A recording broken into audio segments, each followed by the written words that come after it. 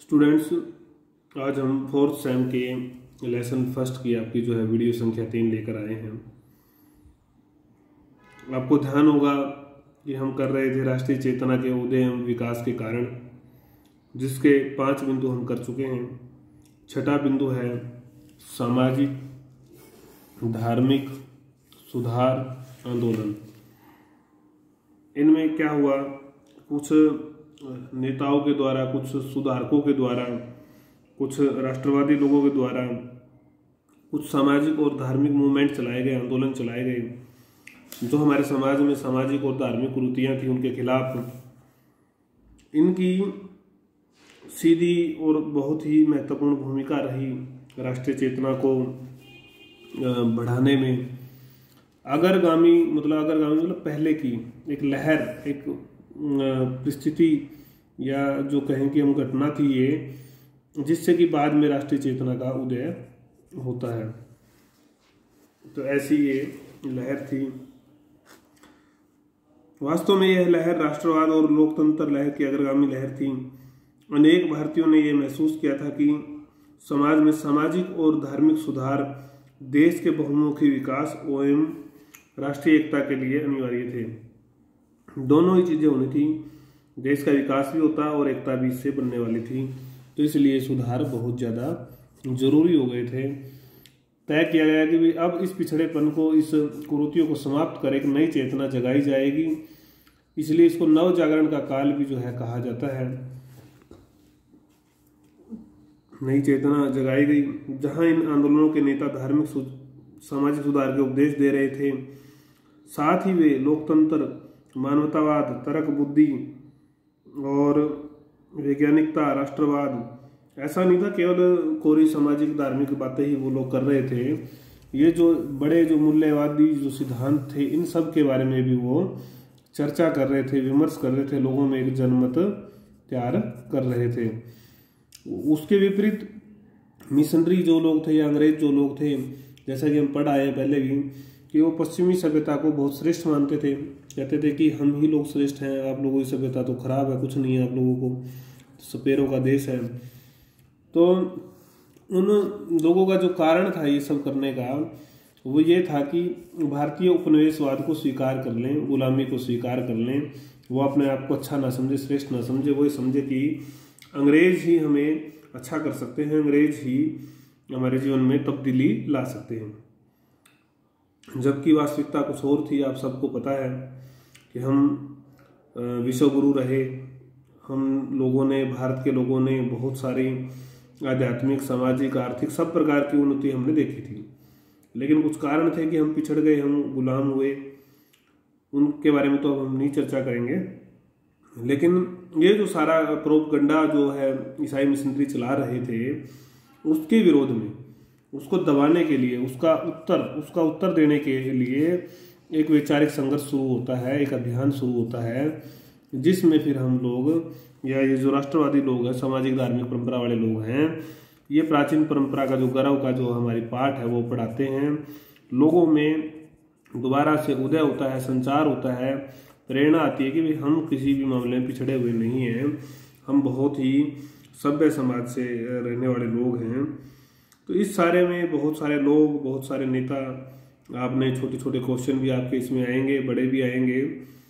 छोटे क्वेश्चन की अगर हम बात करें तो कौन व्यक्ति था जिसने इस विशेष अभियान की शुरुआत की? उसमें थे राजा राम मोहन राय। राजा राम मोहन राय ने 1828 में ब्रह्म समाज की स्थापना की।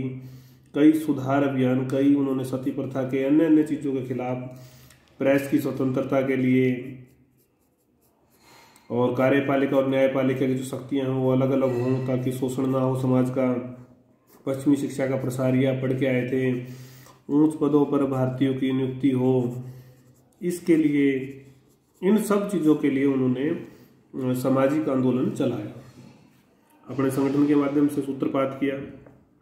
इसलिए इनको जो है कुछ लोग पुनर्जागरण का पिता पूछ लेते हैं। पुनर्जागरण का पिता किसे कहा जाता है 2 अंक में, या पुनर्जागरण का अग्रदूत, नवजागरण का अग्रदूत, राष्ट्रवाद का अग्रदूत, ये कौन थे? ये राजा राम मोहन राय जी थे। 2 अंक में ये आपके आ सकता है। इन राजा राम जी ने ये सब काम अपने अन्य जो साथी थे, देवेंद्र नाथ टैगोर थे, केशव चंद्र सेन थे, अन्य और भी साथी थे, उन सब के साथ इसको जारी रखा, अभियान को आगे बढ़ाया, कई नीतियां बनाई। दूसरे महापुरुष की अगर हम बात करें, उनका नाम है स्वामी दयानंद। उन्होंने 1875 में, 2 अंक में फिर याद रख लें आप, बम्बई में आर्य समाज की स्थापना की थी और एक नारा दिया था, वेदों की ओर लौटो। उनका 4 प्रमुख चीजें उन्होंने बताई। वो 4 प्रमुख चीजें कौन सी थी? स्वधर्म, स्वभाषा, अपना धर्म हो, अपनी भाषा हो, स्वदेशी का हम प्रयोग करें, और स्वराज, अपना ही राज हो। ऐसे ये 4 सामान्य शब्द नहीं है, इन शब्दों का गहरा राज है, गहरा इनका मतलब है। आप इन शब्दों के अर्थ समझें तो अगर इनमें से एक शब्द भी अगर किसी ने अपने जीवन में धारण कर लिया उस समय, तो वो राष्ट्रवाद का जो है पुरोधा बन जाता था, योद्धा बन जाता था, राष्ट्रवाद के लिए मर मिटने के लिए तैयार हो जाता था। और इसी तरह से इन्होंने डीएवी स्कूल, कॉलेजों की श्रृंखला चलाई, जहाँ पर अंग्रेजी शिक्षा और हमारे संस्कारों की शिक्षा भी साथ में दी जाती थी, जिससे कि राष्ट्रवाद की जो चेतना है वो आगे बढ़ी, उदय हुआ, उसका विकास हुआ। और इन्होंने हिंदू धर्म में जो छुआछूत, जाति प्रथा, जो भी कुरीतियाँ, बुराइयाँ थी, उसके खिलाफ भी इन्होंने कर्मकांड के विरोध में भी प्रचार किया। सामाजिक राजनीतिक चेतना फैलाने का एक प्रमुख काम इनकी ओर से था। उसके बाद हम बात करते हैं, स्वामी दयानंद की बात हमने की यहाँ पर। उसके बाद रामकृष्ण परमहंस। रामकृष्ण परमहंस आपने सुना होगा, और स्वामी विवेकानंद जो इनके शिष्य थे उनके बारे में। इन्होंने भी राष्ट्रवाद, स्वामी विवेकानंद को राष्ट्रवाद के संदेशवाहक के रूप में भी जाना जाता है। उन्होंने कहा कि गर्व से बोलो कि मैं भारतवासी हूँ, और प्रत्येक भारतवासी मेरा भाई है, भारतवासी मेरे प्राण हैं, भारत के देव देवियाँ मेरे ईश्वर हैं। इस प्रकार का जो उनका एक प्रेरित करने का जो तरीका था स्वामी जी का, वो अद्भुत था। एक नई जान फूंक देते थे वो समाज में, लोगों में। तो ऐसा स्वामी जी ने किया। उनके जो गुरु थे रामकृष्ण परमहंस, उनका विशेष आशीर्वाद उनके ऊपर था। एनी बेसेंट थियोसॉफिकल सोसाइटी, ये याद रखें, इन्होंने जो संस्था थी वो थी थियोसॉफिकल सोसाइटी। इसके माध्यम से इन्होंने भी जो हमारी विरासत है, जो हमारे पूर्वजों का दिया हुआ है, उसके ऊपर गर्व करने के लिए इन्होंने प्रेरित किया। और होम रूल आंदोलन इन्होंने चलाया। होम रूल, अपना शासन, होम मतलब घर का शासन। इसके अतिरिक्त अगर हम बात करें तो सब लोग ये राष्ट्रीय आंदोलन में भाग ले ही रहे थे। इसके अतिरिक्त हेनरी डेराजियो, ईश्वरचंद्र विद्यासागर, रानाडे, महादेव गोविंद रानाडे, ज्योतिबा फूले बहुत बड़े नेता हुए, नारायण गुरु, गोपाल हरि देशमुख, ये सब लोग उपरोक्त जो बिंदु हमने पढ़ा, सामाजिक धार्मिक सुधार आंदोलन को आगे लेके जाने वाले लोग थे। इनके परिणाम स्वरूप समाज में एक विशेष राष्ट्रीय भावना का, सामाजिक सुधार का, शिक्षा का जो है प्रसार होता है। ये बिंदु आपका 6 था। हम आपको विस्तार से करा रहे हैं ताकि आपके 2 अंक के क्वेश्चन भी ना छूटें। जातीय दंभ तथा भारतीय प्रतिक्रिया। भारत में अंग्रेजी शासन की स्थापना से ही अंग्रेजों ने यूरोपीय सभ्यता और संस्कृति को श्रेष्ठ बताया। जातीय दंभ मतलब घमंड था उनको, और इससे जब ये घमंड बढ़ता गया, नाजायज बढ़ता गया, अन्याय भारतीयों के साथ हुआ, तो भारतीयों में इसके प्रति प्रतिक्रिया होनी भी स्वाभाविक थी। उस प्रतिक्रिया के कारण से राष्ट्रीय चेतना का उदय होता है। तो यूरोपीय सभ्यता संस्कृति को जो है वो अपने से श्रेष्ठ मानते थे, और हम इनका प्रयास रहता था कि भारतीयों को किसी भी तरह से नीचा दिखाना है, हीन महसूस कराना है। तो वो कला में, बुद्धि में, सब चीज़ों में कहते कि हम श्रेष्ठ हैं और तुम हीन हो, तुम बेईमान हो, तुम्हें कुछ नहीं आता। तो इस तरह की चीज़ें चलती रहती थी। और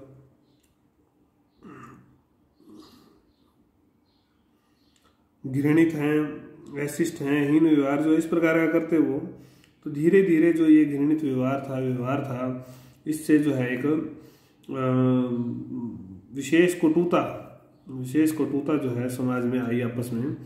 1857 में भी ये जातीय कटुता देखने को मिली थी जब विद्रोह हुआ, और उसके बाद अंग्रेजों ने काफ़ी भेदभाव उसके बाद भी जो है जारी रखे। अपमानजनक बातें बहुत सारी भारतीयों को झेलनी पड़ती थी।